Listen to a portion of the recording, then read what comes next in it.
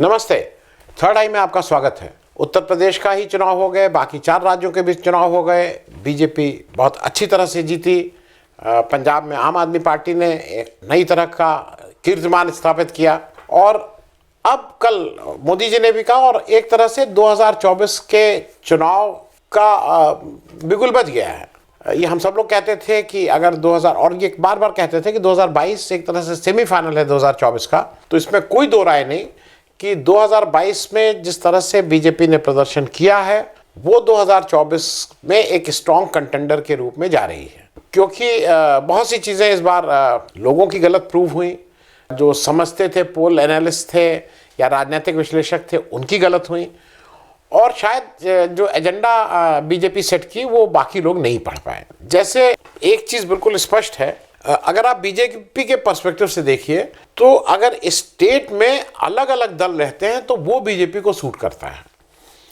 जैसे उसको खास करके अगर कांग्रेस नहीं है, और एक नैरेटिव अगर आपको याद हो कि जब से सरकार आई है 8 साल से, ये कहा जाता है कि बीजेपी की तरफ से बार बार कहा जाता है कि भारत को कांग्रेस मुक्त बनाना है।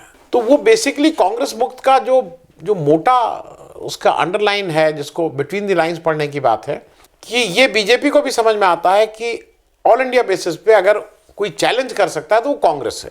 और कांग्रेस मतलब एक तरह से लगातार फेल ही हो रही है, हम कहेंगे, खास करके इधर के दिनों में।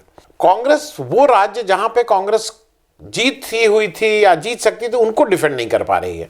कांग्रेस मध्य प्रदेश नहीं बचा पाई, कांग्रेस कर्नाटक नहीं बचा पाई, कांग्रेस इस बार नहीं, पिछली बार आज की तारीख में गोवा के लोगों को लगा कि अगर हम कांग्रेस के साथ भी रहते हैं, उसके बाद भी अगर कांग्रेस अपनी सरकार नहीं बनाती है जैसा 2017 में हुआ, तो काहे के लिए फिर बीजेपी को ही वोट दो। मणिपुर में अगर कांग्रेस सबसे बड़ी पार्टी होने के बाद भी वहाँ सरकार नहीं बना पाती है 2017 में, तो इस बार बीजेपी को वोट दो। एक ये भी काम किया। दूसरा, ये मैं कई बार कह चुका हूँ, उस पर किसी और दिन एक बार बात भी करेंगे। पंजाब में तो कांग्रेस का सबसे बड़ा विरोधी, कांग्रेस का नामो निशान मिटाने वाले कांग्रेस में ही आपस में ही थे। उन लोगों में इतना घमासान था कि वो जो अब साफ साफ दिखाई पड़ रहा है कि उसी वजह से वो लोग हारे। खैर, मैं वापस इस बात पे आ जाऊं कि बीजेपी को क्या सूट करेगा। बीजेपी को सूट करेगा अलग अलग राज्यों में अलग अलग क्षेत्रीय दलों से लड़ना। उससे फायदा क्या है कि वो जब सेंट्रल गवर्नमेंट की बात आएगी, जब केंद्रीय लोकसभा के इलेक्शन की बात आएगी, तो किसी भी दल के पास कोई एक सॉलिड विकल्प नहीं होगा कि भाई बीजेपी की जगह हम इनको क्यों चुनें। तो ये सूट करता है।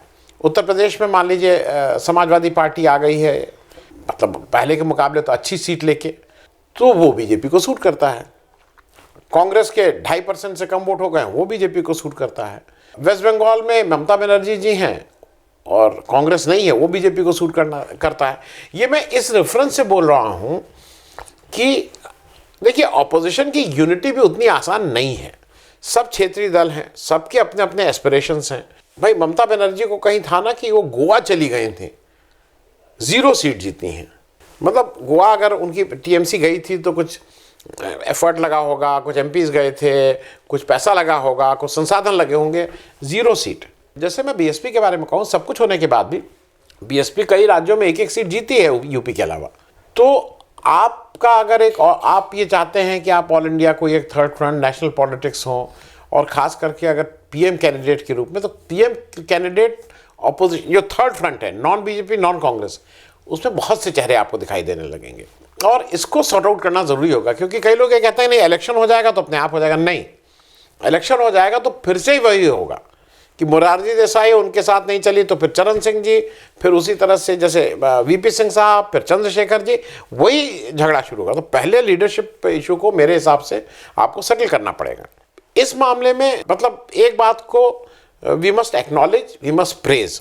और मेरे बहुत से लोग कहेंगे कि नहीं, आप मुझसे कल से लोग कह रहे हैं आपकी सुर बदल गया है। सुर नहीं बदल गया है।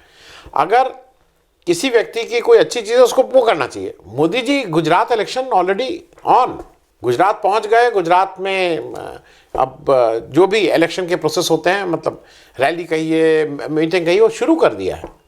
अभी तो यहाँ प्रेस कॉन्फ्रेंस भी अभी होगी कि नहीं होगी उसमें असमंजस है। तो मेरा कहना सिर्फ ये है, अच्छा उधर मतलब मैं मतलब मैं अपनी पोजीशन बता दूं, मैं राहुल गांधी जी जो बोलते हैं, जो कहते हैं, मुझे हरदम उसमें एक सच्चाई लगती है। दिल से बोलते हैं, सच्ची बात बोलते हैं, उसमें कहीं कोई मिलावट नहीं होती है। लेकिन अगर आइसक्रीम खाते हुए और यहाँ पे आपकी पार्टी 2.5% से कम जीती है, आप ट्वीट करेंगे तो थोड़ा मतलब जगह, परिवेश, बैकग्राउंड, इसका ध्यान रखना ज़रूरी है। भाई एक आप पिक्चरों में देखते हैं ना, अगर किसी के घर में कोई मॉर्निंग हो जाती है, सफ़ेद कपड़े लोग पहन के जाते हैं, काले कपड़े पहन के जाते हैं। वहाँ पे चटकीले भड़कीले कपड़े पहन के क्यों नहीं जाते हैं? एक समय, एक उसका तकाजा होता है। वो मेरे ख्याल में इसको क्यों नहीं पकड़ पाते हैं राहुल गांधी जी, वो एक पकड़ने की चीज़ है। क्योंकि आप अगर अपने को नेशनल लीडर मानते हैं, अपने को ऑल्टरनेटिव की जगह चाहते हैं, तो आपके सारे एक्शन, सारे बयान, सारी चीज़ें अंडर लेंस हैं और लोग उसको देख रहे हैं उस तरह से। तो एक तो ये मैं कुछ आज, क्योंकि स्पेसिफिक भाजपा के जीतने के क्या कारण है उस पर एक अलग से हम लोग बात करेंगे किसी दिन।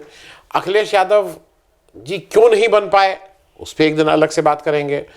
मायावती जी की बीएसपी को क्या हो गया, कुछ लोग कह रहे हैं वो बीजेपी के साथ चली गई, नहीं चली गई, उस पर बात करेंगे। कांग्रेस की वोट के परसेंटेज में इतनी बुरी दुर्गति क्यों हुई उस पर बात किया जाएगा। अब आगे का क्या रास्ता है इन सारी पार्टियों के लिए, उस पर बात किया जाएगा। बीजेपी बिल्कुल स्पष्ट है, बीजेपी का 2024 का एजेंडा ऑलरेडी शुरू है। 2, 3, 4, 5 फैक्ट हैं जो आपके साथ शेयर कर लूँ, और वो इसलिए कि जो हो गया है। एक पहले किसान आंदोलन की बात कर लें। किसान आंदोलन से मुझे भी बहुत उससे आंदोलित था। मुझे लगता था कि एक आज़ाद भारत में ऐसे लोगों ने जिनकी कोई ग्रीवांस थी, उन्होंने गांधी को याद करते हुए गांधी के तरीके से सरकार के सामने को ये विवश किया कि वो एक ऐसा कानून जो उनके हिसाब से ठीक नहीं है उसको वापस लें, और वो सरकार को लेना पड़ा। लेकिन उसका इफेक्ट क्या हुआ आज की तारीख में? क्या आपको लगता है कि किसान आंदोलन ने अपनी वो ताकत या अपनी वो ज़बान है? देखिए, राकेश टिकैत साहब बड़े लीडर हो सकते हैं किसान आंदोलन के, लेकिन क्या वो वोट जब पड़ता है तो उसको इफेक्ट कर पाएंगे? बड़े बड़े लीडर हुए हैं, इनके पिताजी चौधरी महेंद्र सिंह टिकैत साहब बहुत बड़े किसान लीडर, लेकिन क्या वोट को इफेक्ट कर पाते थे? क्योंकि वोट की पॉलिटिक्स, समाज की पॉलिटिक्स, आंदोलन की पॉलिटिक्स, ये सब अलग अलग चीज़ें। बड़े बड़े ट्रेड यूनियन लीडर हुए हैं इस देश में। कितने लोग लोकसभा जा पाते थे, कितने लोग पावर पॉलिटिक्स कर पाते हैं? राज्यसभा के रूट से ठीक है, उसमें एक एक्सेप्शन मैं बार बार कहता हूं, गोजौर फर्नांडिस थे। मजदूर आंदोलन करते हुए भी वो लोकसभा के पॉलिटिक्स कर लेते थे। कितने लोग कर पाते हैं? मैं इस बात को इसलिए कह रहा हूं कि किसान आंदोलन अब किस दिशा में जाएगा, क्या करेगा। उनके कुछ नेता यूपी में भी घूमे थे उस समय, जब हम लोग बात करते हैं तो कहते थे नहीं हम लोग जा रहे हैं वोट की चोट। वोट की चोट तो नहीं पड़ी आपसे। तो एक तो किसान आंदोलन, दूसरा किसान आंदोलन की ही कारण 2 चीज़ें हुई थी पश्चिमी उत्तर प्रदेश में, और ये मैं बीजेपी के रेफरेंस में बोल रहा हूँ कि कितने अच्छे ढंग से मैं ये मानूंगा कि उन्होंने इसको हैंडल किया। किसान आंदोलन की वजह से एक ऐसा कहा गया, हम सब लोगों को लगा कि बहुत गुस्सा है, वहाँ का जनमानस गुस्सा है, किसान गुस्सा है, और वो जाट और मुसलमान एक उस पर आ गए हैं। और ये भी हुआ कि हर हर महादेव, अल्लाह अकबर के नारे लगा कि भाई ये कम्युनल हार्मनी का बिल्कुल जीता जागता उदाहरण है। पुराने सब मतभेद बुला दिए गए हैं और जाट और मुस्लिम एक जगह वोट करेंगे।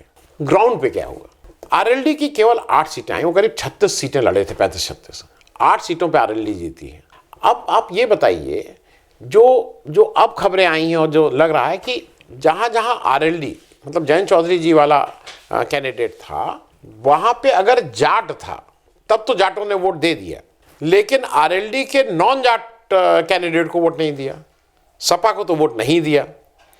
तो ऐसा लगता है कि वो जो जाट और मुस्लिम डिवाइड था वो कायम रहा, और उसके लिए अगर किसी एक आदमी को श्रेय देना है जिसने अपने पार्टी के पक्ष में अच्छा किया बुरा। याद है परेश वर्मा जी के घर में एक अमित शाह जी ने इस तरह की मीटिंग बुलाई थी जिसमें उन्होंने जयंत चौधरी के लिए कहा था कि भाई आप गलत पार्टी में हो, आप इधर आ जाओ, इस तरह की बातें कही थी। इसको देख के लगता है कि अमित शाह जी की वो स्ट्रैटेजी काम कर गई है। जाट बिल्कुल गठबंधन के साथ ये नहीं था कि एन मास चला गया, जहाँ जहाँ जाट के उन्होंने अपने हिसाब से दिया।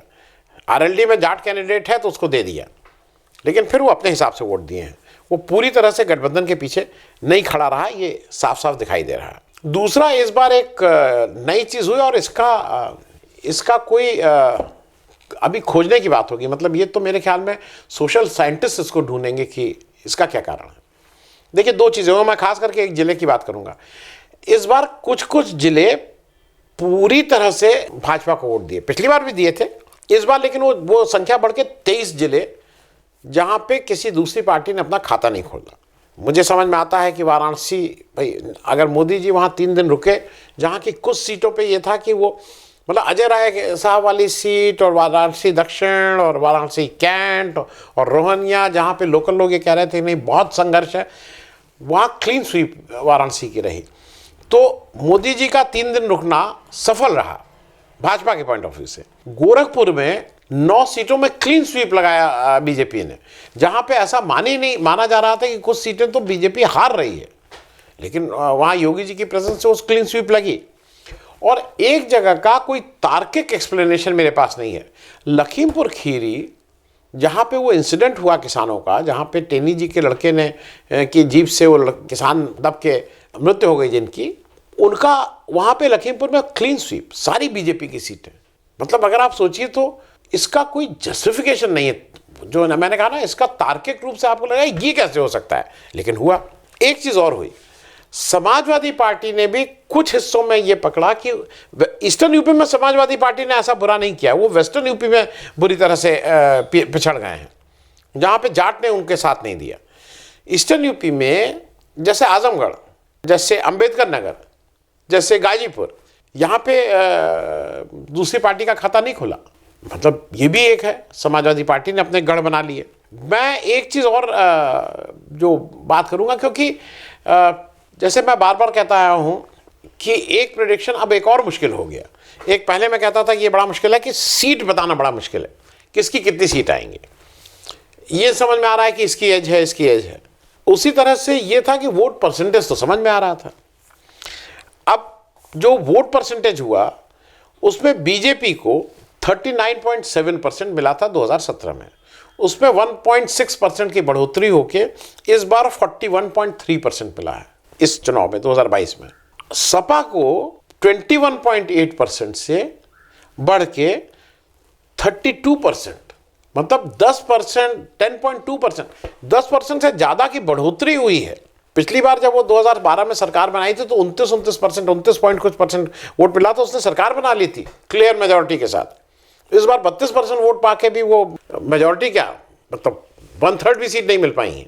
तो ये एक ये सोचने वाली चीज़ है। बीएसपी के जो वोट कम हुए हैं 22.2%, इस बार 12.9, 10% वोट कम हो गए बीएसपी के। कांग्रेस 6.2% से 2.3%, मतलब 3.9% की करीब 2/3 गायब हो गए वोट। अब अगर इसको आप मतलब मैं केमिस्ट्री बोलता हूँ, अब ये वोट जैसा उम्मीद थी भाई लोगों को कि अगर विपक्ष का ऐसा माना जा रहा था कि लोग गुस्सा हैं, वो गुस्सा विपक्ष के वो सारे वोट अखिलेश के पास जा रहे हैं, बाकी ये भी माना जा रहा था कि बसपा और कांग्रेस तो लड़ ही रही हैं, पूरे अपने अपने दमखम से लड़ रही हैं। कांग्रेस 400 सीट पे लड़ रही है, बसपा 400 सीट पे लड़ रही है, अंतोगत्वा एक उनको डिसेंट वोट मिल जाएगा। वो तो नहीं हुआ। जो वोट कम हुए वो वोट, मतलब उनके वोट की कमी से सीधे फायदा भाजपा का हो गया, क्योंकि डायरेक्ट फाइट में भाजपा और सपा के बीच में 10% का अंतर था। वो डायरेक्ट फाइट में नहीं कुछ कर सकते थे।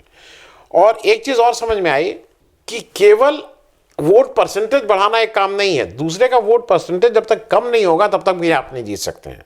लोग इस बार कई जगहों पे, जो पिछली बार किसी ने 60,000 वोट पाके कोई जीत गया था, इस बार 90,000 वोट पाके हार गए। ऐसे एक नहीं, तमाम किस्से हैं। चलते चलते एक छोटा सा एक आपके साथ और शेयर कर लूँ, बाकी तो किसी दिन और बात करेंगे। 1400 से कम सीटें हैं, 1400 वोट से कम जीतने वाली बहुत टाइट सीटें हैं जिनको कहना है वहाँ पे, इसलिए क्योंकि जनरल परसेप्शन ये है कि नहीं ये सब बीजेपी जीत गई। उसको भी मैं बता दूँ, 19 सीटें ऐसी थी जो 1400 से कम पे जीते हैं। उसमें से बीजेपी 12 सीटें जीती हैं, समाजवादी पार्टी 6 सीट जीती है और कांग्रेस 1 सीट जीती है इन टाइट चुनाव में। तो मेरे ख्याल में ये जितना जिसकी सीटें उस परसेंटेज के हिसाब से तो सीटें बराबर ही मिली हैं। 2024 का एक तरह से आगाज़ हो गया है। आगे आने वाले समय में थोड़ा फिर देखा जाएगा कि कैसे क्या है, स्टेट वाइज इस पर भी एनालिसिस करेंगे। तब तक के लिए आपसे विदा लेता हूँ। अब मंडे को फिर थर्ड आई में आपसे मुलाकात होगी। Thank you so much.